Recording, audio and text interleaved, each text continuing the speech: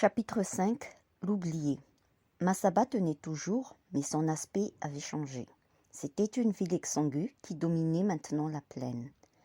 Les murailles semblaient à tout moment sur le point de se rompre.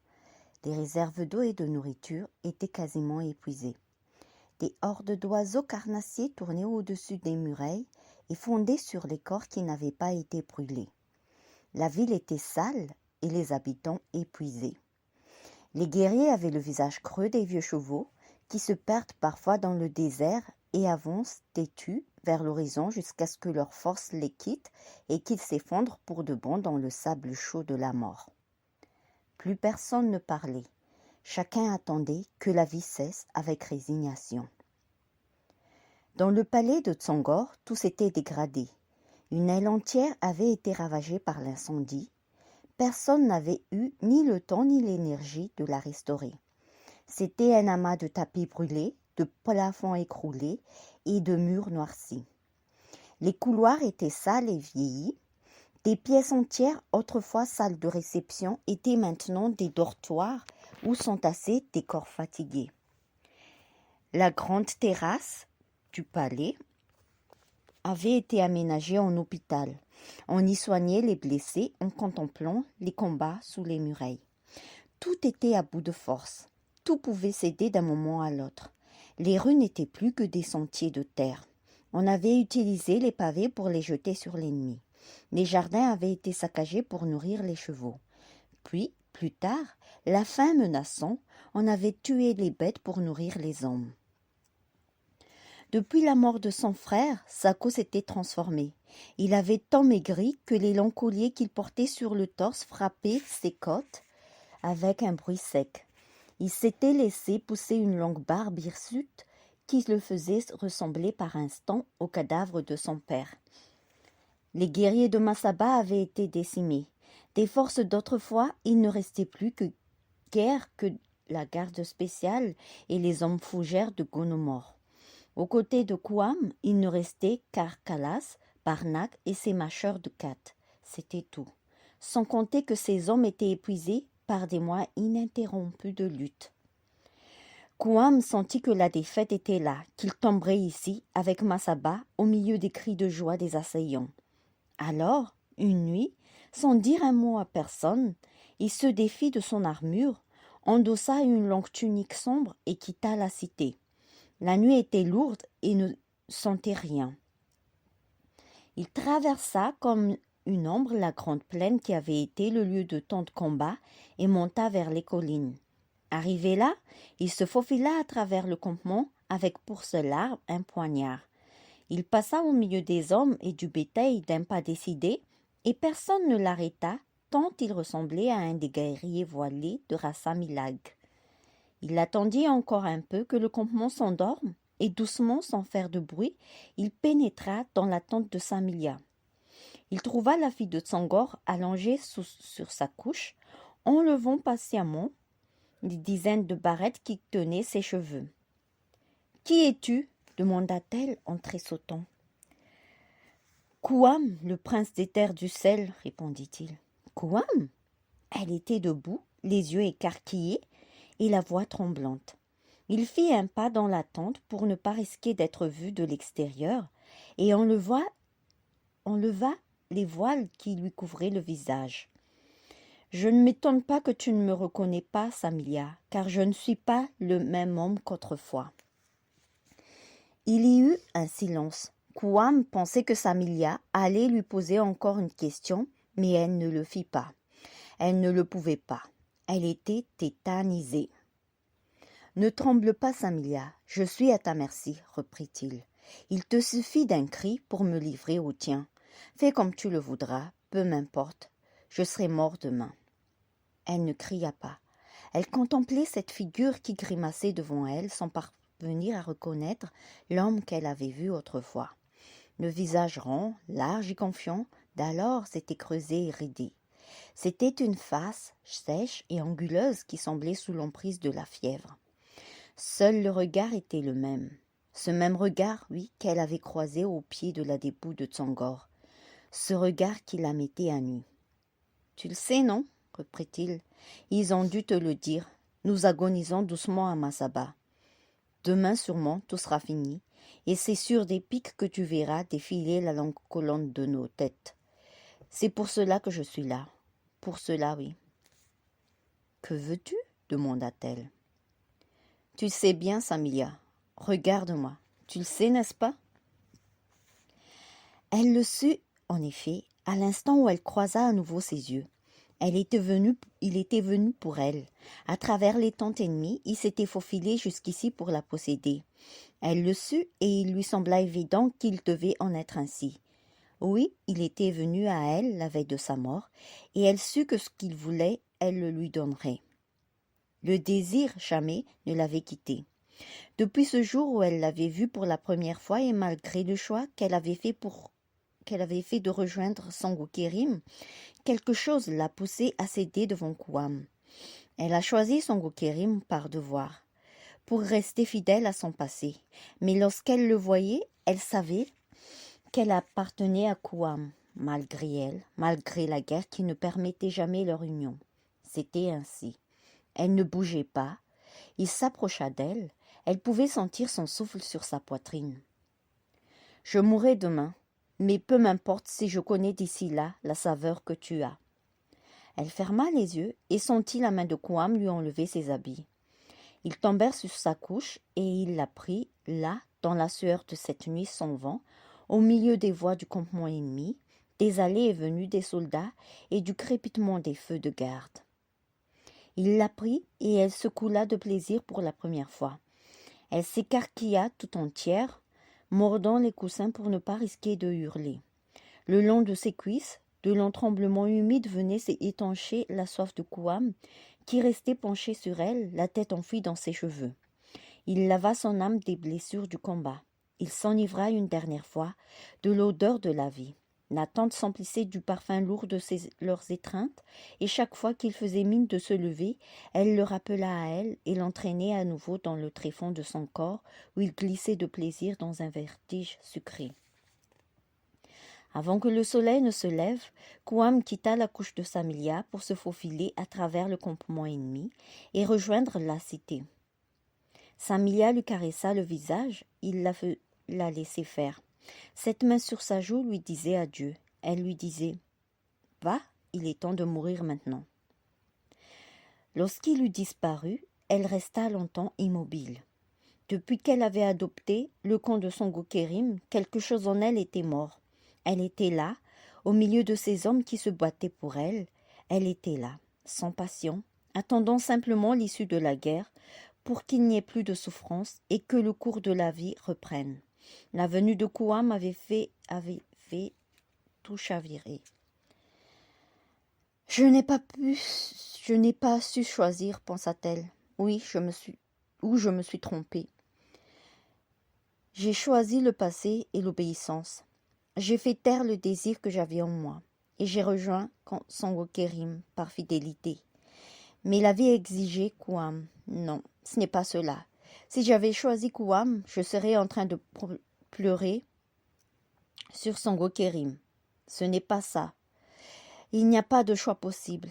J'appartiens à deux hommes. Oui, je suis aux deux. C'est mon châtiment. Il n'y a pas de bonheur pour moi. Je suis aux deux. Dans la fièvre et le déchirement. C'est cela. Je suis rien que cela.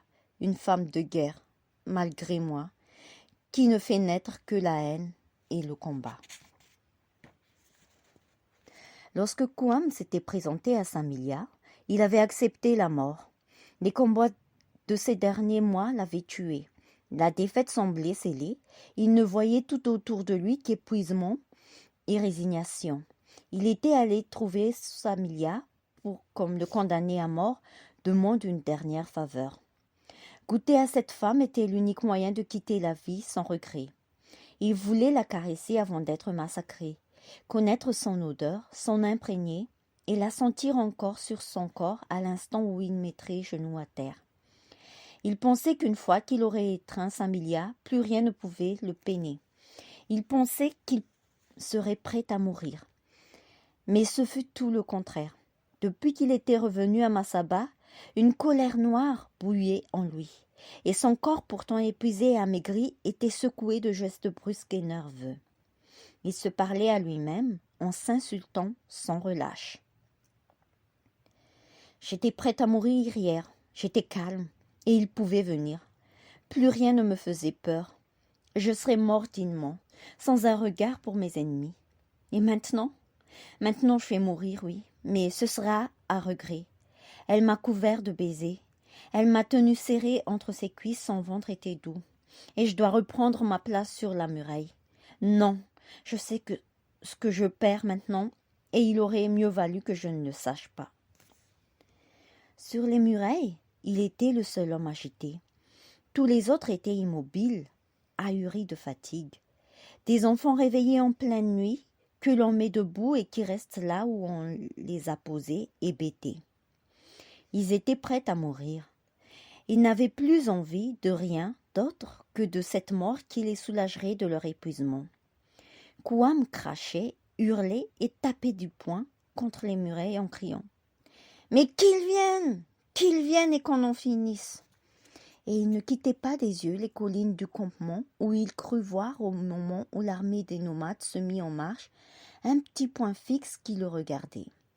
« Samilia, pensa-t-il, elle vient regarder si nous mourons dignement. » Ce jour-là encore, les guerriers se ruèrent sur les remparts avec hargne. Mais à l'instant où les premiers d'entre eux atteignirent l'enceinte, on entendit une clameur lointaine.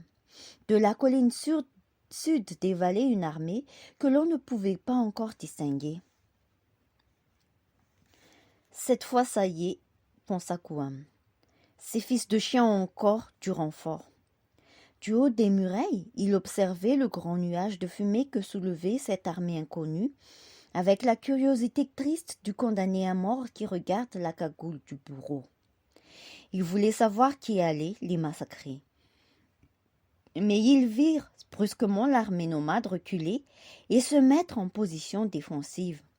Et plus ils regardaient, plus ils voyaient distinctement que c'était bien sur leur ennemi que chargeaient les renforts. Les silhouettes maintenant se précisaient. « Mais ce sont des femmes » murmura Sako, bouche bée.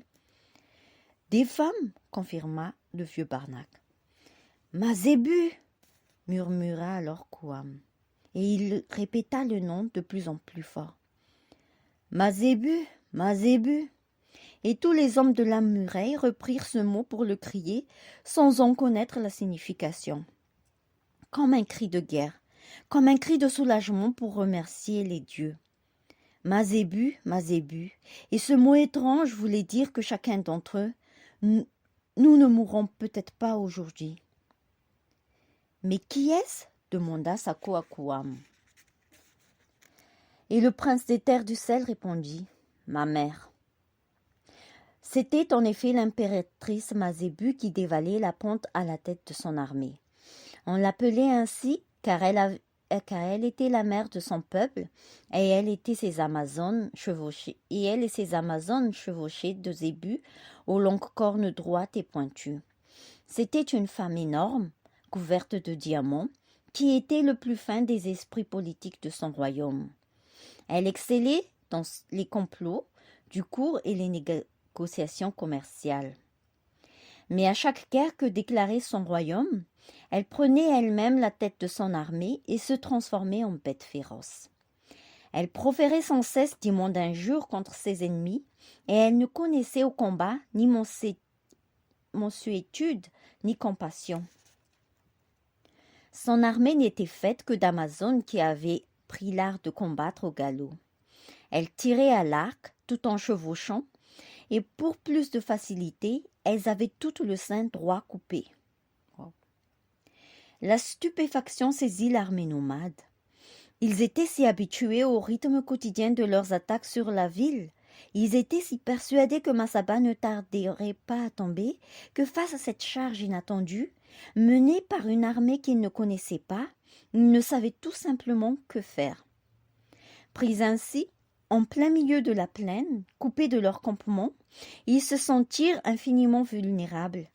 Lorsqu'ils purent distinguer les Amazones de Mazébu, lorsqu'ils virent cette armée de femmes peinturlurées qui montaient des zébus, ils crurent à une sorte de farce macabre.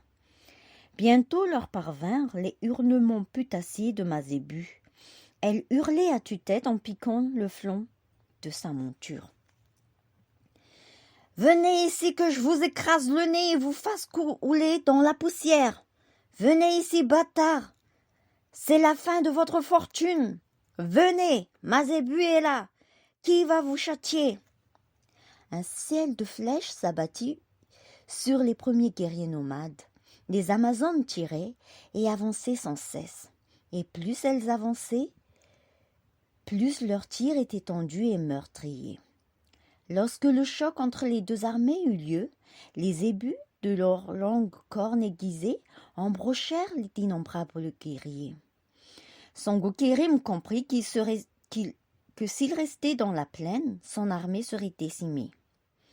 Il ordonna alors le repli sur le campement, et ce fut la déroute. Les Amazones ne se lancèrent pas à leur poursuite.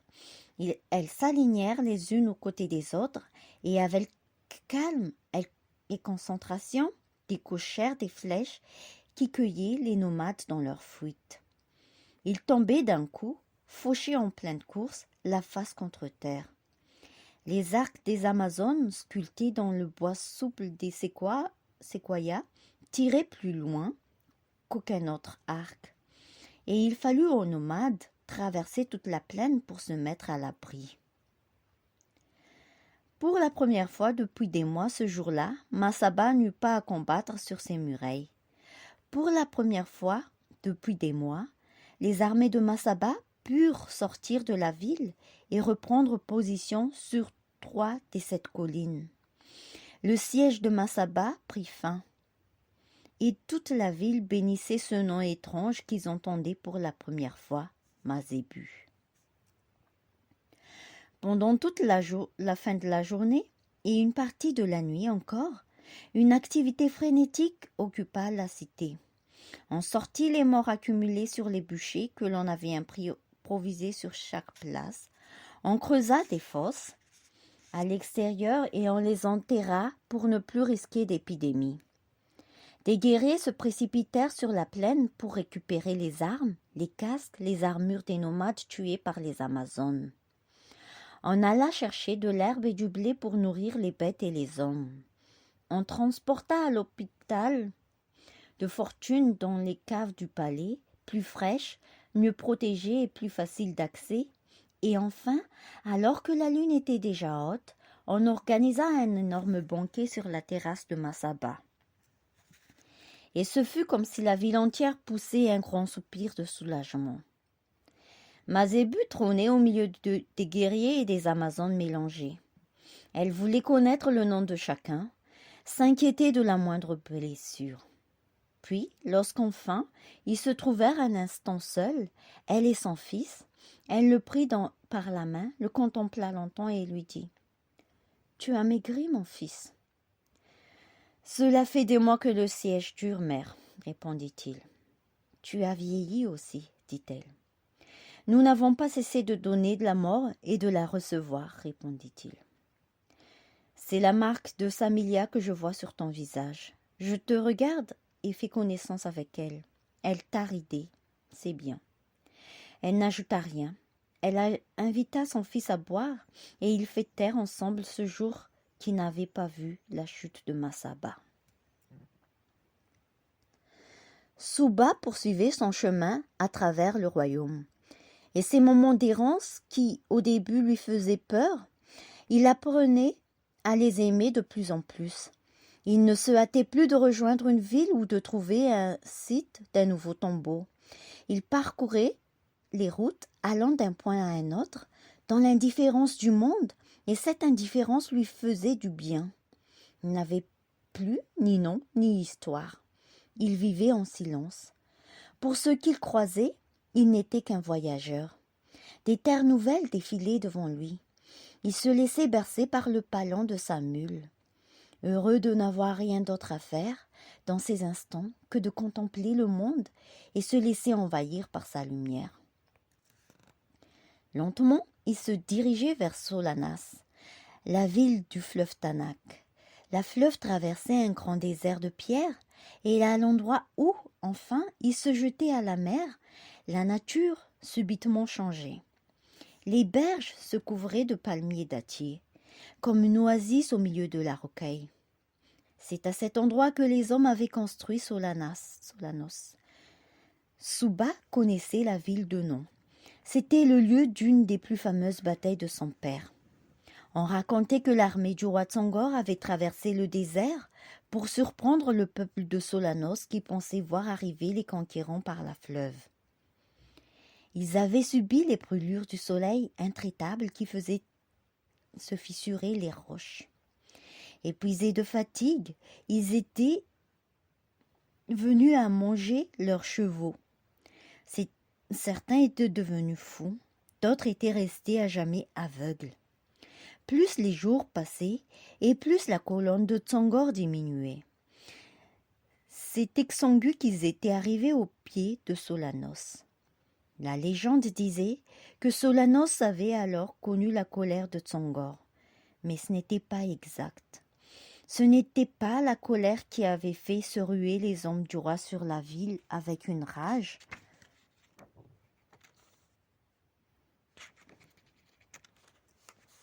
Forcenée, c'était les bêtitudes, l'errance et la folie. Les jours du désert les avaient terrassés dans leur esprit, et ils s'étaient rués avec sauvagerie sur Solanos. Il ne restait bientôt plus rien de la ville. Suba voulait aller jusque-là, pour voir ces murets dont il avait tant entendu parler dans son enfance. Il longea le fleuve aux eaux lentes et épaisses. Lorsqu'il arriva à Solanos et qu'il se présenta aux sages de la ville, il sentit qu'une agitation régnait partout, une agitation étrange dont il n'était pas la cause. Quelque chose était advenu qui faisait bruire jusqu'au pavé des ruelles. Il se nomma et on le reçut avec tous les égards dus à son rang. On lui proposa des appartements et on lui offrit un repas. Mais Suba, malgré ses égards, continuait à sentir que sa venue était éclipsée par autre chose. Cela attisa sa curiosité. Il interrogea son hôte. « Que se passe-t-il » demanda-t-il. « Pourquoi est-ce que toute la ville frémit d'une telle agitation ?»«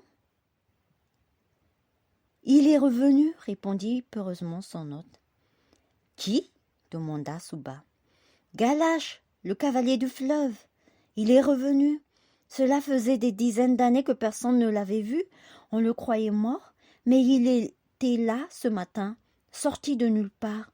Il était là à nouveau, comme avant. » Suba écoutait, il voulait en savoir plus. Calmement, il invita son hôte à s'installer à ses côtés, à se désaltérer et à lui raconter qui était ce cavalier dont le retour était si étrange. L'hôte accepta son invitation et raconta ce qu'il savait.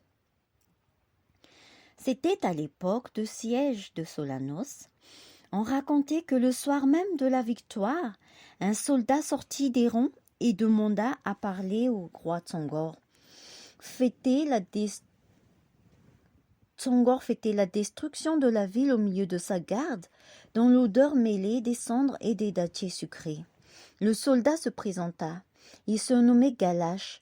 Personne ne le connaissait. Il avait l'air d'un fou. Mais Tsongor ne s'inquiéta pas. Toute son armée avait les yeux exorbités après la traversée du désert et les combats furieux qui avaient suivi. Tous ces hommes avaient été pris d'une même folie. Tous avaient connu la joie de détruire. Le soldat se présenta au roi Tsongor, et Tsongor crut d'abord qu'il voulait lui demander quelque faveur, mais ce n'était pas cela. « J'ai demandé à te voir, Tsongor, car ce que j'ai à dire, je veux te le dire en face. J'ai cru longtemps en toi, en ta force, en ton génie militaire, en ton aura de chef. Je t'ai suivi, depuis le premier jour, sans rien demander, ni promotion, ni faveur. J'étais un de tes soldats et cela me suffisait, un parmi tant d'autres. Mais aujourd'hui, Tsongor, aujourd'hui, je suis venu devant toi pour te maudire. Je crache sur ton nom, ton trône et ton pouvoir. J'ai traversé avec toi le désert. J'ai vu tomber un à un mes amis, le visage dans le sable, sans que tu daignes te retourner sur aucun d'entre eux. J'ai tenu, moi, pensant que tu nous récompenserais de notre fidélité et de notre endurance. Tu nous as offert une ville, oui, un massacre. Tel fut ton cadeau, Tsongor. Et je te crache dessus. Tu nous as lâchés sur Solanos comme une meute de chiens fous. Tu savais que nous y étions exsangues, ivres et hors de nous. C'est ce que tu voulais. Tu nous as lâchés sur Solanos et nous avons éventré la ville comme des monstres. Tu le sais, tu étais parmi nous. C'est cela que tu nous as offert. Des monstres dont les mains à jamais auront l'odeur épaisse du sang. Je te maudis, Tsongor, pour ce que tu as fait de moi. Ce que je viens te dire, je vais désormais aller le dire partout où j'irai dans le royaume. À tout ce que je croiserai, je te quitte, Tsongor, je sais maintenant qui tu es. Ainsi parla le soldat Galash, et il allait partir lorsque Tsongor ordonna qu'on l'attrape et qu'on le force à s'agenouiller devant lui. La colère faisait trembler ses lèvres, il s'était levé de son trône. « Tu n'iras nulle part, soldat, répondit-il. Nulle part, car tous autour de toi est à moi. Tu es sur mes terres, je pourrais te tuer pour avoir dit ce que tu as dit. Je pourrais t'arracher la langue pour m'avoir insulté devant mes hommes. Mais ce n'est pas ce que je vais faire. Par égard pour ta fidélité durant toutes ces années de combat, ce n'est pas ce que je ferai. Tu te trompes. Je sais me remercier mes hommes. Tu auras la vie sauve. Mais ne foule plus jamais une terre qui m'appartient. Si tu restes sur mon royaume, j'ordonnerai que l'on te dépaisse. Il te reste le monde inexploré, les terres sauvages où aucun homme ne vit. Traverse le fleuve Tanak et vis ce qu'il te reste d'années sur la berge d'en face. Il fut fait selon la volonté de Tsongor. Le soir même, le soldat Galash traversa le grand fleuve et disparut dans la nuit. Mais le lendemain, il réapparut, là, sur la berge d'en face. On distinguait parfaitement sa silhouette sur son cheval écumant. Il hurlait de l'autre côté du fleuve.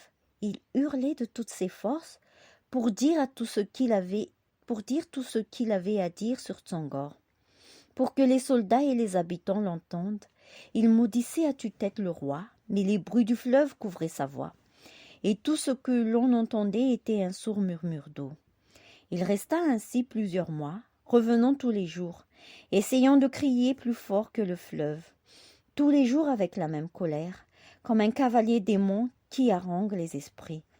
Puis, un jour, enfin, il disparut, et plus personne ne le vit.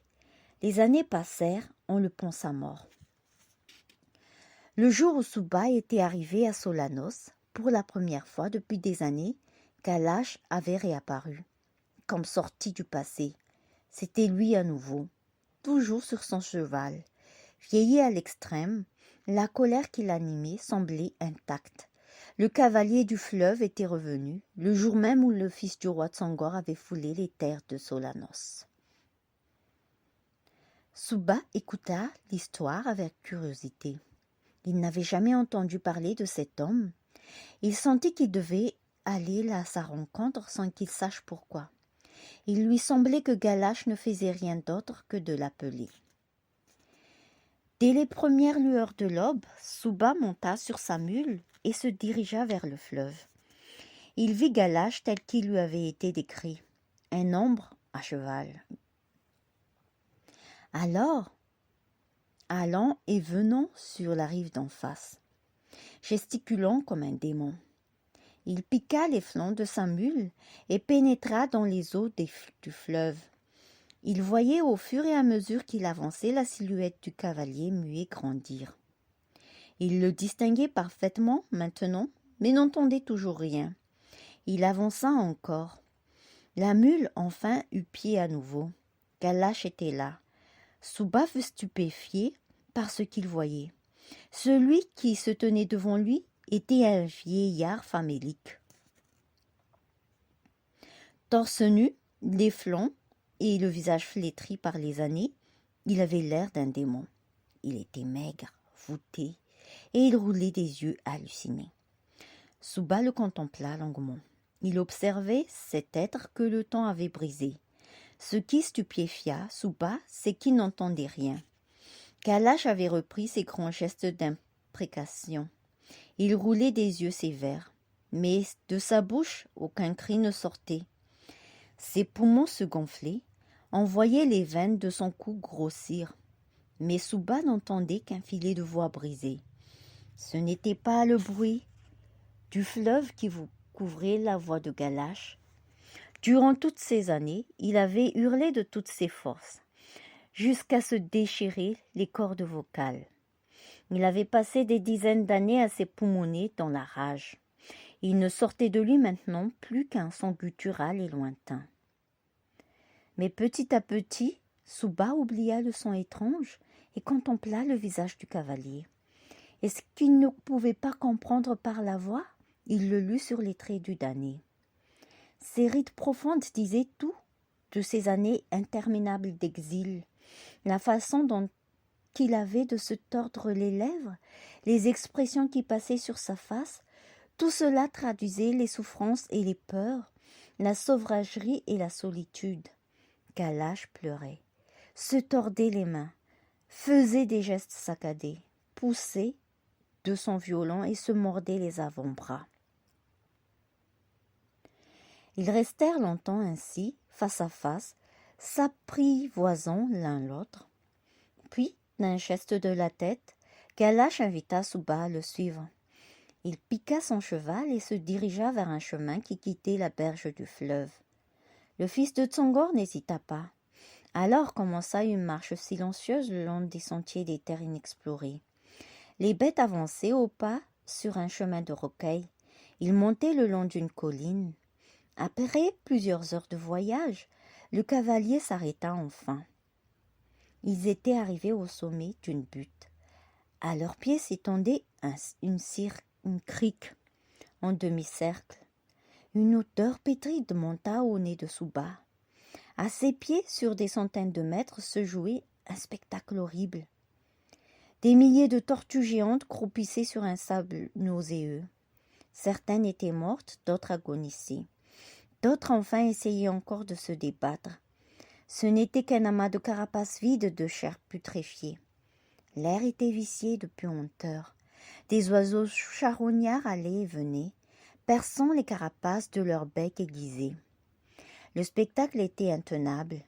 Les tortues étaient poussées dans cette crique par des courants souterrains. Elles échouaient ici, sur cette plage mortifère, qui n'offrait ni abri ni nourriture. Elles échouaient là, sans avoir la force d'affronter à nouveau le courant, pour repartir, et les oiseaux voraces fondaient sur elles.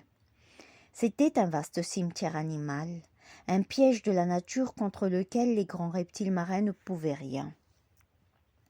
Ils en arrivaient sans cesse, et le sable avait disparu sous les ossements et les carapaces séchées.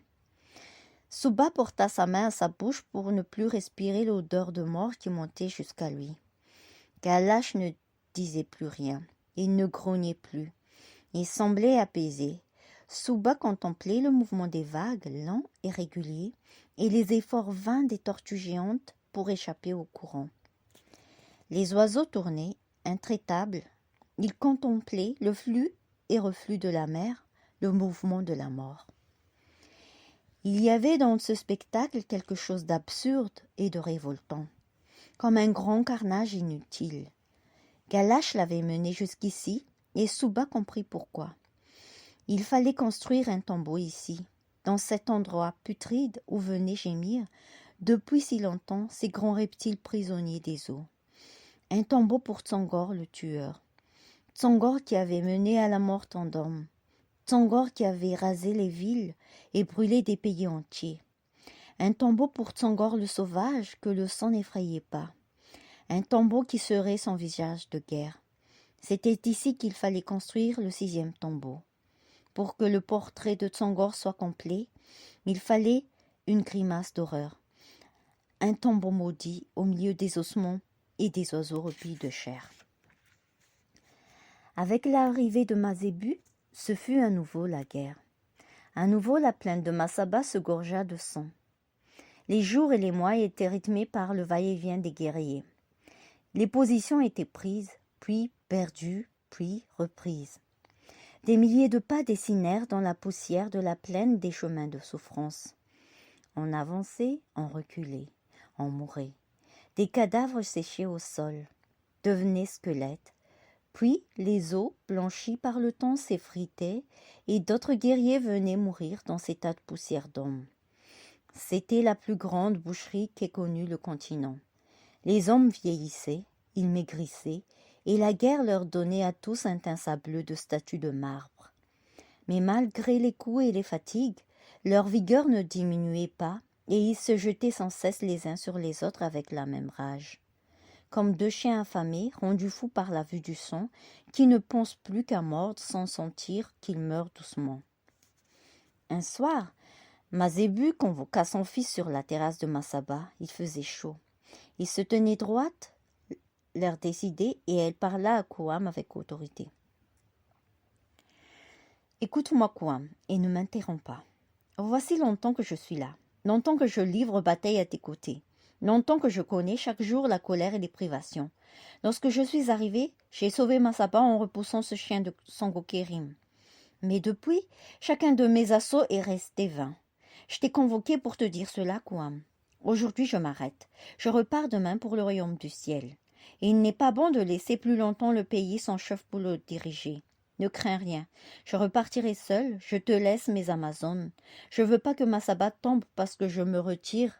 Mais écoute ceci, Kouam. Écoute ce que te dit ta mère. Tu as voulu cette femme et tu as lutté pour elle. Ce que tu n'as pas pu obtenir jusqu'à présent, l'avenir ne te l'offrira pas. Si Samilia n'est pas déjà à toi, elle ne le sera jamais. Les dieux sûrement ont décidé de vous en priver tous les deux. Vous êtes de force et de ruse égales. Vous vous épuisez l'un l'autre et la guerre seule grandit. Abandonne Kouam. Il n'y a pas de honte à cela. Enterre tes morts et crache sur cette ville qui t'a tant coûté. Crache sur Samilia au visage des cendres. La vie ici ne fait que s'écouler doucement hors de toi. Tu perds tes années sur les murets de Massaba. J'ai tant d'autres choses pour toi. Laisse cette femme à Sangokérim ou à quiconque on vous voudra. Il n'y a rien à attendre d'elle que les cris et le sang dans les draps. Je vois comment tu me regardes et je sais ce que tu penses. Non, je n'ai pas peur de Sangokérim. Non, je ne fuis pas le combat. Je suis venu ici pour sauver et pour essayer de laver ton offense.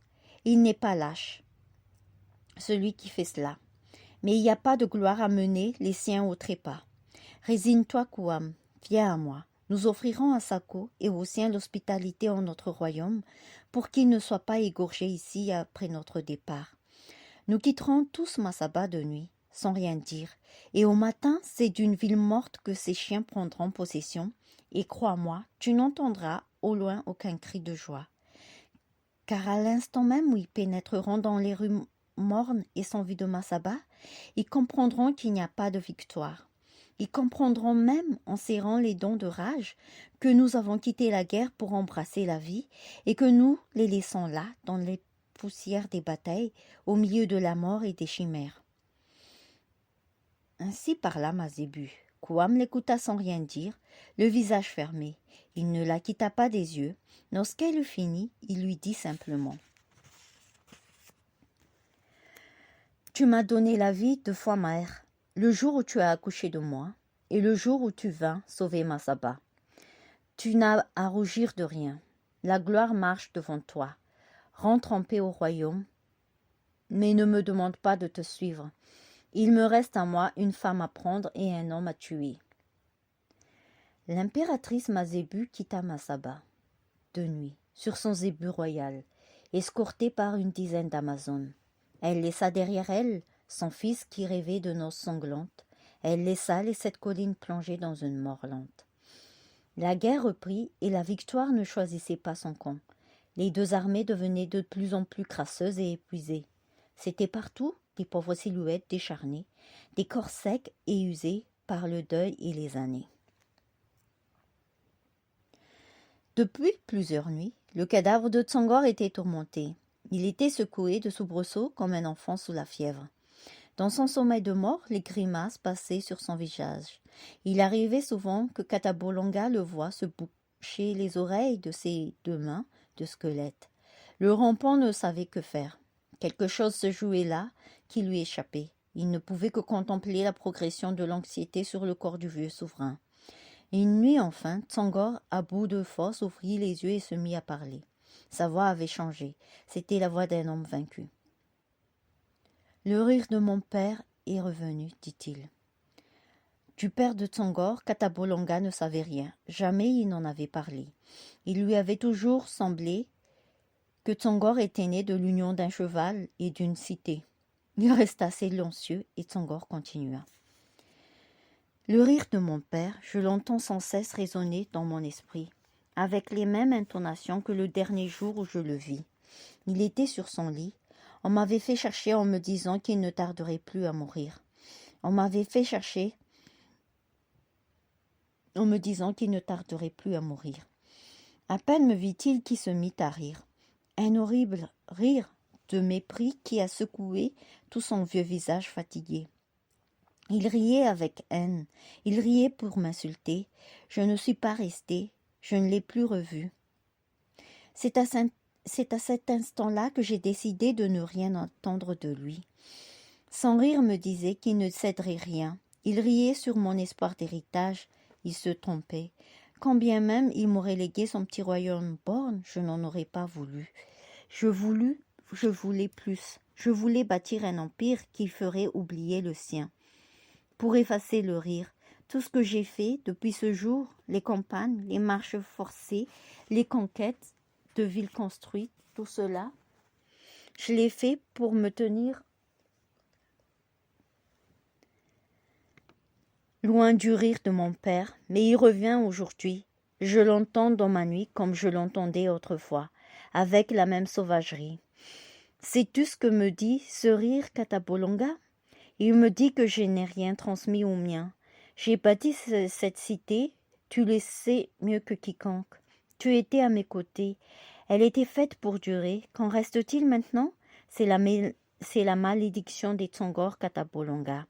De père en fils, rien que de la poussière et du mépris. J'ai échoué. Je voulais avoir un empire à léguer, que mes enfants l'agrandissent encore. Mais mon père est revenu. Il rit et il a raison. Il rit sur la mort de Liboko. Il rit sur l'incendie de Masaba. Il rit. Tout s'effondre et tout meurt autour de moi. J'ai été présomptueux. Je sais que j'aurais dû faire ce que j'aurais dû faire pour transmettre à mes enfants ce que j'étais.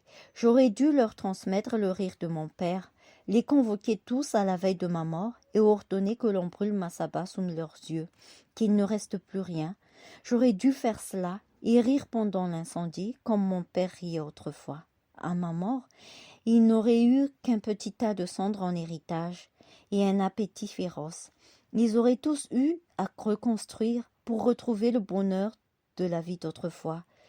Je leur aurais transmis le désir de faire mieux que moi. Rien d'autre en héritage que cet appétit qui leur aurait serré le ventre. Ils m'auraient détesté peut-être, comme j'ai détesté le rire de ce vieillard qui m'insultait sur son lit de mort. Mais par cette haine des pères, nous aurions été proches. Ils auraient été mes fils. Aujourd'hui, que sont-ils? Le rire a raison, j'aurais dû tout détruire. Katabolonga ne parlait pas, il ne savait que dire. Masaba était détruite, Liboko tué. Peut-être Tsongor avait-il raison. Peut-être n'avait-il réussi à transmettre aux siens que la violence sauvage du cheval de guerre, le goût des flammes et du sang. Tsongor avait cela en lui. Katabolonga le savait mieux que quiconque. Tu dis vrai, Tsongor, répondit-il doucement au roi. Tu as échoué. Tes enfants dévorent ton empire et ne garderont rien de toi. Mais je suis là, moi, et tu m'as légué à Suba. D'abord, Tsongor ne comprit pas. Il ne voyait pas comment Katabolonga pouvait penser qu'il avait été offert en héritage à son fils. Mais petit à petit, il lui sembla, sans qu'il puisse dire pourquoi, que cela était juste. Tout allait être détruit. Tout. Il ne resterait plus que Katabolonga. Impassible dans les ruines, détenant en lui-même tout l'héritage de Tsongor. La fidélité de Katabolonga qui attendait Suba, avec sa patience têtue et inébranlable, il avait peut-être transmis cela à Suba. Oui, sans même que son fils le sache, la fidélité calme de Katabolonga. Il ferma les yeux. Oui, son ami devait avoir raison, car le rire de son père ne résonnait plus sous son crâne.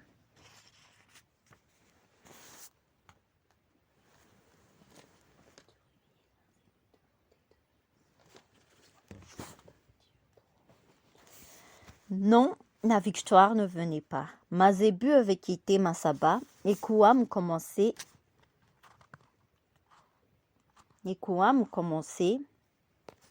à penser qu'elle avait raison. Jamais il ne vaincrait.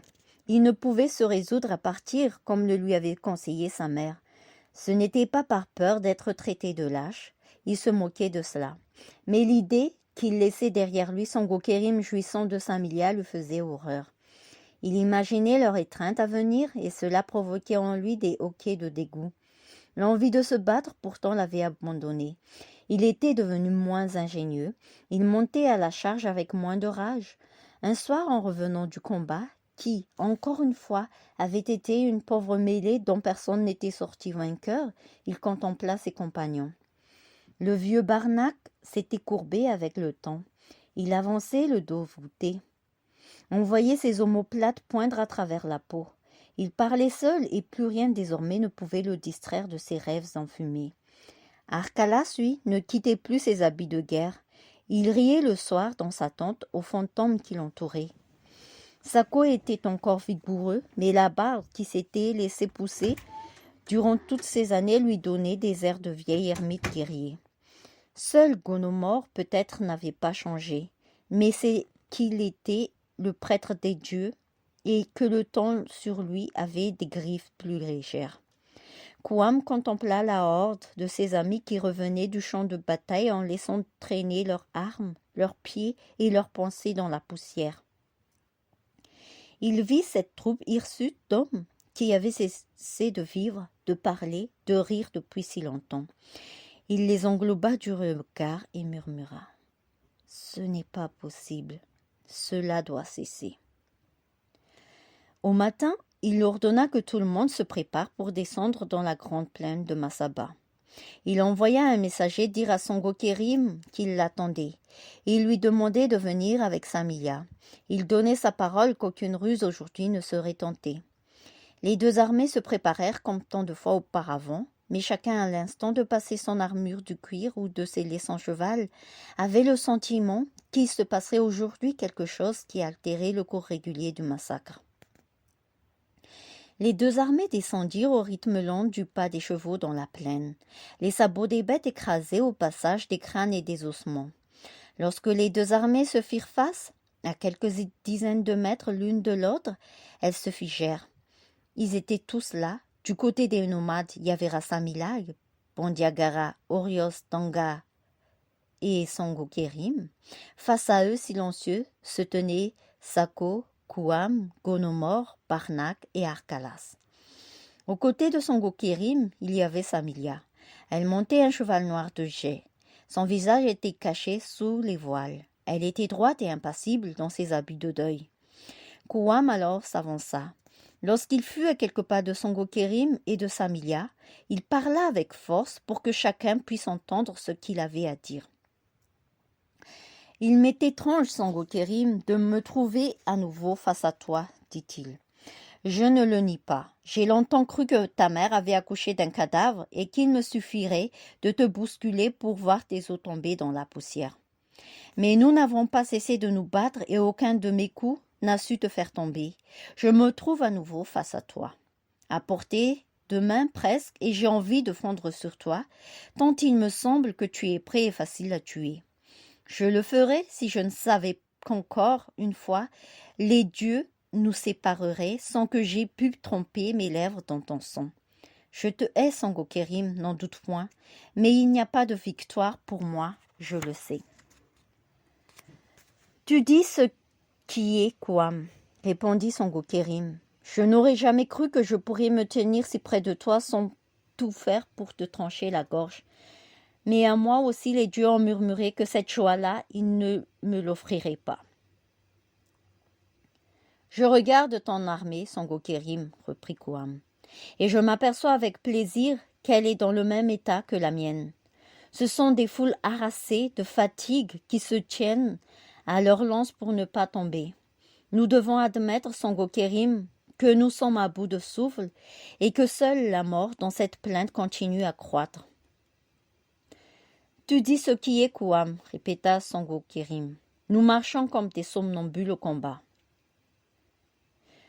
Voilà ce que j'ai pensé, Sango Kerim, reprit Kouam, après un temps.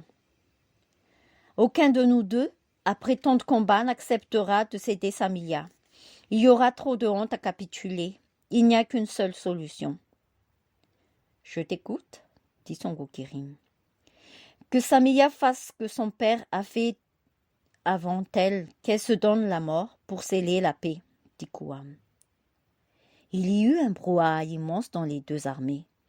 C'était un vacarme de cliquetis, de harnais et de phrases que l'on se répétait. Sango Kerim n'était pas les bouches bées. Il ne put que demander « Que dis-tu » ?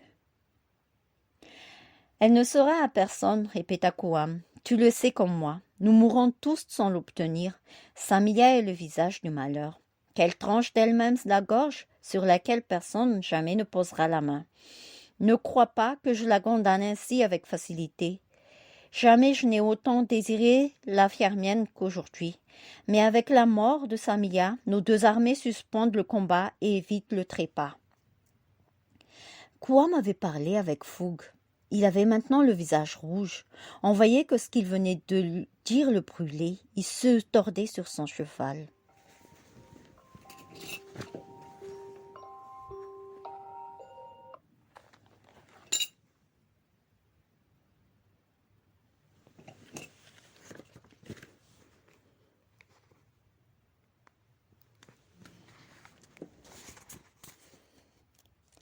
Comment oses-tu parler ainsi lui répondit Sango Kerim. J'ai cru un instant que tu étais censé, mais je vois que ces années de combat t'ont fait perdre l'esprit. Kouam exultait, non pas tellement à cause de ce que venait de dire Sango Kerim, il avait à peine entendu, non, à cause de cette rage qui bouillait en lui. Ce qu'il avait dit, il n'avait pas envie de le dire. Il voyait Samilia, impassible, en face de lui, et il la condamnait à mort alors qu'il avait envie de l'étreindre. Mais il avait parlé avec fièvre et maintenant, il fallait aller jusqu'au bout, quitte à devenir fou.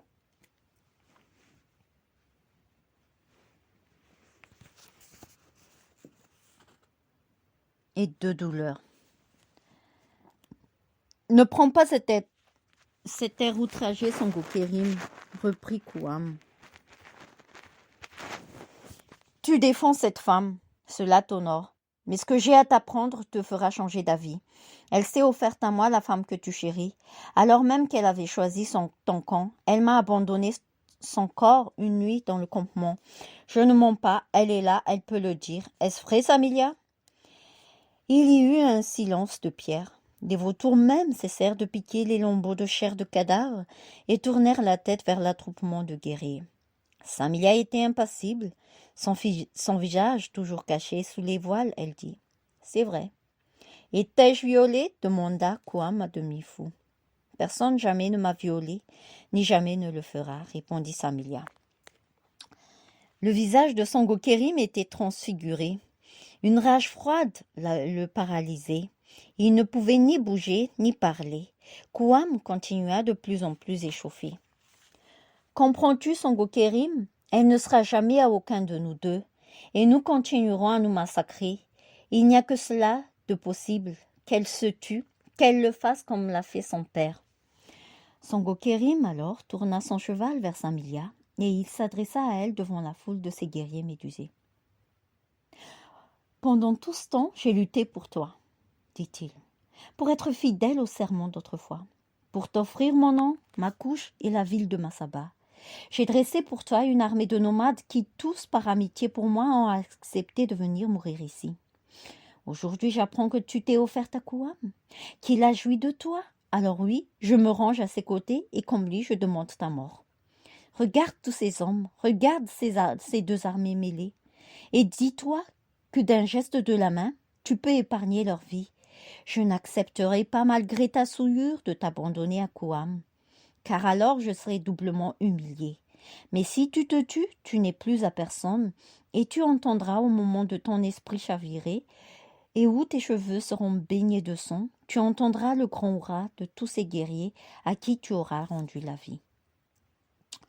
Kouam souriait comme un démon aux paroles de Songo Kérim. Il allait et venait dans les rangs de son armée et demandait à tous « Voulez-vous qu'elle meure? Voulez-vous qu'elle meure ?» Et de plus en plus, des deux côtés, des voix s'élevaient pour hurler « Oui, qu'elle meure !» Ce furent des dizaines de voix, puis des centaines, puis l'armée tout entière. Ces hommes semblaient retrouver subitement un espoir. Ils regardaient ce petit corps noir, immobile, et ils comprenaient qu'il suffisait qu'elle disparaisse pour que tout cesse. Alors oui, chacun d'eux hurlait, de plus en plus fort. Ils criaient tous, avec joie, avec fureur. Oui, il fallait que Samiya meure. Et tout pouvait finir. D'un geste de la main, Songo Kérim fit revenir le silence et tous alors se tournèrent vers cette femme muette. Lentement, elle remonta son voile. Tous les guerriers purent voir le visage de celle pour qui il mourait depuis si longtemps. Elle était belle. Elle prit la parole, et le sable de la plaine se souvient encore de ses paroles. « Vous voulez ma mort ?» dit-elle. « Devant vos hommes réunis, vous voulez achever la guerre. Soit, tranchez-moi la gorge et scellez votre paix. Et si aucun de vous deux n'a ce courage, qu'un homme de rang se présente et fasse ce que son chef n'ose faire. Je suis seul, devant des milliers d'hommes qui m'encerclent. Je ne fuirai pas, et si je me débats, vous ne serez pas lents à me maîtriser. Allez, je suis là. Qu'un d'entre vous marche sur moi et que tout s'achève. Mais non, vous ne bougez pas, vous ne dites rien, ce n'est pas ce que vous voulez. Vous voulez que je me tue moi-même, et vous osez me le demander en face. Jamais, vous m'entendez? Je n'ai rien demandé, moi. Vous vous êtes présenté à mon père avec des présents d'abord, puis avec des armées. La guerre a éclaté. Qu'ai-je gagné? Des nuits de deuil, des rides et un peu de poussière. Non, jamais je ne ferai cela. Je veux pas quitter la vie. Elle ne m'a rien offert. J'étais riche, ma cité est détruite. J'étais heureuse, mon père et mon frère sont enterrés. Je suis offerte à quoi? Oui, la veille de ce jour qui, sans la venue de Mazébu, aurait vu la chute de Massaba. Et si je l'ai fait, c'est que l'homme qui s'était présenté à moi cette nuit-là était déjà mort. Je lui ai fait l'amour comme on caresse les tempes d'une mort, pour qu'il sente le plus longtemps possible en avançant dans les ténèbres l'odeur de la vie. Tu viens ici, Kouam, et tu révèles cela devant l'armée tout entière. Mais ce n'est pas à toi que je me suis offerte, c'est à ton ombre vaincue. Soyez maudits tous les deux. D'oser vouloir que je me tue. Et vous, mes frères, vous ne dites rien? Vous n'avez pas eu un mot pour vous opposer à ces deux lâches? Je le vois à votre regard, vous consentez à ma mort. Vous l'espérez? Soyez maudits vous aussi, par le roi de Songor, votre père. Entendez bien ce que je vous dis, Samiya. Jamais je tournerai le couteau contre ma chair.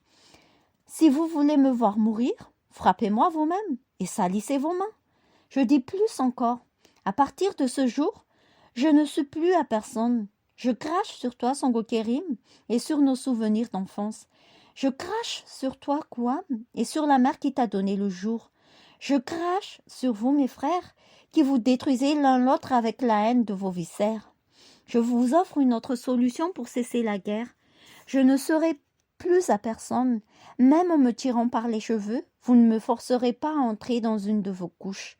Plus rien ne vous force à la guerre, car à partir de ce jour, ce n'est plus pour moi que vous vous battez. Dans un silence profond, Samiya, sans un regard pour ses frères, tourna le dos aux deux armées et s'en alla. Elle était seule, sans rien, elle laissait sa vie derrière elle. Kouam et Songo Kérim étaient déjà sur le point de la rattraper, mais un cri étrange les en empêcha. Un cri qui s'élevait des rangs de l'armée de Kouam. Puissant et rauque, une voix qui semblait venir des siècles lointains. « Fils de chien, je te retrouve enfin! Que ton nom à jamais soit celui d'une lignée de cadavres !» Tout le monde chercha d'où venait la voix et à qui elle s'adressait. Les hommes se tournèrent en tous sens avant qu'on ait compris qui parlait de la sorte. Un prodigieux hurlement de guerre retentit et on vit comme une flèche Arcala sortit des rangs. C'était lui le guerrier fou qui avait proféré ces insultes. C'était lui dont personne n'avait reconnu le voix parce qu'il n'avait pas parlé depuis si longtemps. Bandiagara se tenait là, aux côtés de son Gokérim. Arcalas avait mis du temps à le reconnaître. Le temps avait passé depuis ce jour sanglant où, sous l'emprise du sort de Bandiagara, il avait massacré méthodiquement tous les siens. Soudain, dans son esprit agité, il avait tout revu, et c'est alors qu'il avait pris la parole. En une seconde, il fut sur son ennemi, et avant que quiconque ait pu faire un geste, il sauta de son cheval et s'agrippa comme une chauve-souris vorace au visage de Bandiagara. Avec une fureur de hyène, il lui mangeait le visage. Il y faisait de grands trous à pleines dents. Le nez, les joues, il arrachait tout. La panique gagna les guerriers. Arcalas entraîna dans sa suite les deux armées, et ce fut la mêlée à nouveau. Kouam et son Gokérim ne purent se lancer à la poursuite de Samilia. En un instant, des dizaines d'hommes se pressèrent autour d'eux, et ils durent livrer bataille. Assaillis à nouveau de toutes parts, incapables de se soustraire aux mâchoires de la guerre, et Samilia lentement disparut derrière la dernière colline. La bataille dura toute la journée, et lorsque les armées se séparèrent, son Gokérim et Kouam étaient hagards de fatigue et couverts de sang. Personne cette nuit-là ne trouva le sommeil, ni dans la cité, ni au milieu des nomades. Des cris horribles ne cessèrent de retentir dans l'obscurité. C'étaient les cris défigurés de Bandiagara. Il était là, au milieu de la plaine, encore accroché à la vie. Arcala s'était penché sur lui, il l'avait extirpé de la mêlée pour se consacrer tout entier à sa torture, et maintenant que la plaine était vide, il était revenu comme un chien qui tire sa dépouille. On ne les voyait pas, mais on entendait des hurlements plaintifs de Bandiagara mêlés au rire de son bourreau carnassier. Arcalas continuait, lambeau par lambeau, à le déchiqueter. Le corps de Bandiagara était une plaie mastiquée qui suintait de pleurs. 1000 fois il pria son tueur de l'achever, et 1000 fois Arcalas rit aux éclats et plongea ses dents dans son corps. Aux premières lueurs de jour, enfin il mourut. C'est un tas de viande ouverte, méconnaissable, qu'Arcalas abandonna aux insectes. Ses dents, à partir de ce jour, restèrent rouges de sang en souvenir de sa vengeance carnassière. La construction du tombeau des tortues fut la plus longue et la plus pénible de toutes. La puanteur rendait les journées interminables. Les ouvriers travaillaient sans enthousiasme. Ils construisaient quelque chose de laid et cela leur pesait. Lorsque le tombeau fut achevé, Souba quitta la région et ira à nouveau sur les routes du royaume. Il ne savait plus où aller. Le tombeau des tortues avait tout remis en cause. Faire le portrait de son père était impossible. Que savait-il au fond de l'homme qu'avait été Tsongor? Plus il arpentait le royaume et plus il se sentait incapable de répondre à cette question. Il voyait des ponts, des aqueducs et il savait que tout cela était l'œuvre de Tsongor. Mais plus il découvrait l'immensité du royaume, plus il prenait conscience de la force sauvage et implacable qu'il avait fallu pour imposer un tel pouvoir. On lui avait raconté les conquêtes de Tsongor comme les légendes d'un héros. Il voyait maintenant que la vie de son père avait été faite de rage et de sueur. Assujettir les régions entières, faire le siège de villes opulentes jusqu'à les faire mourir d'asphyxie, massacrer les insoumis, décapiter les vieux souverains, Souba arpentait le royaume et se rendait compte qu'il ne savait rien du jeune Tsongor, de ce qu'il avait fait, de ce qu'il avait infligé aux autres et de ce qu'il avait subi lui-même.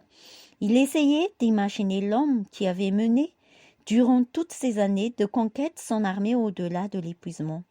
Ce Tsongor-là, seul Katabolanga l'avait connu. Il fallait un lieu qui dise tout ça à la fois, un lieu qui dise le roi, le conquérant, le père et le tueur, un lieu qui dise les plus intimes secrets de Tsongor, ses peurs, ses désirs et ses crimes. Mais un lieu comme cela, le royaume certainement n'en possédait pas. Souba se sentit harassé par l'ampleur de sa tâche. Pour la première fois, il lui semblait qu'il passerait peut-être sa vie entière à chercher et qu'il mourrait sans avoir trouvé. C'est alors qu'il arriva au détour de son errance dans les collines aux deux soleils. En fin de journée, la terre ici semblait scintiller de lumière. Le soleil se couchait lentement et les collines s'illuminaient de reflets d'amandes. Quelques villages semblaient flotter dans la lumière. Souba s'arrêta pour contempler la beauté du paysage. Il était au sommet d'une colline. Il faisait encore chaud, de cette chaleur voluptueuse de fin d'après-midi. Devant lui, à quelques mètres, s'élevait un haut cyprès solitaire, immobile. Souba ne bougeait pas plus. Il voulait laisser cet instant le pénétrer. « C'est ici, pensa-t-il, ici, au pied du cyprès. Simplement. Il n'y a besoin de rien d'autre. Un tombeau d'homme qui se laisse traverser de lumière, ici, oui, ici, sans rien toucher. Il ne bougeait plus, il lui semblait être chez lui, tout lui paraissait familier. Il réfléchit longtemps, mais petit à petit une idée naissait en lui qui le tourmentait. Non, cela ne pouvait convenir pour Tsangor. Cette humilité, cet effacement ne lui ressemblait pas. Ce n'était pas Tsangor qui devrait être enterré ici, mais lui, Souba, le fils, à la vie d'errance. Oui, il en était sûr maintenant. C'est ici qu'il devait être enseveli au jour de sa mort, tout le lui disait. Alors, doucement, il descendit de sa mule et approcha du cyprès. Il s'agenouilla et de ses lèvres embrassa le sol. Puis, il prit une poignée de terre et la mit dans une de ses amulettes qu'il portait autour du cou. Et voulait porter sur lui l'odeur de la terre, des deux soleils qui lui offriraient un jour l'ultime hospitalité. Il se releva et murmura aux collines et à la lumière. « C'est ici que je veux être enseveli. Je ne sais pas quand je mourrai, mais aujourd'hui j'ai rencontré le lieu de ma mort. C'est ici. Je ne l'oublierai pas. C'est ici que je reviendrai au tout dernier jour. » Puis, lorsque le soleil fut enfin couché et se remit en selle, il disparut. Il savait maintenant ce qu'il avait à faire. Il avait trouvé le lieu de sa mort. Il devait en être ainsi pour chaque homme. Chacun avait une terre qui l'attendait, une terre d'adoption dans laquelle se fondre. Il en était de même pour Tsangor. Il y avait quelque part un lieu qui lui ressemblait. Il lui suffisait de voyager. Il finirait par trouver. Il ne servait à rien de reconstruire des tombeaux. Il ne parviendrait jamais à bâtir le portrait vrai et complet de son père. Il fallait voyager. Le lieu existait. Il serrait son amulette. Il avait trouvé la terre qui le recouvrirait. Il fallait maintenant trouver la terre de Tsangor. Ce serait une évidence. Il le sentait. Une évidence. Et sa tâche serait accomplie.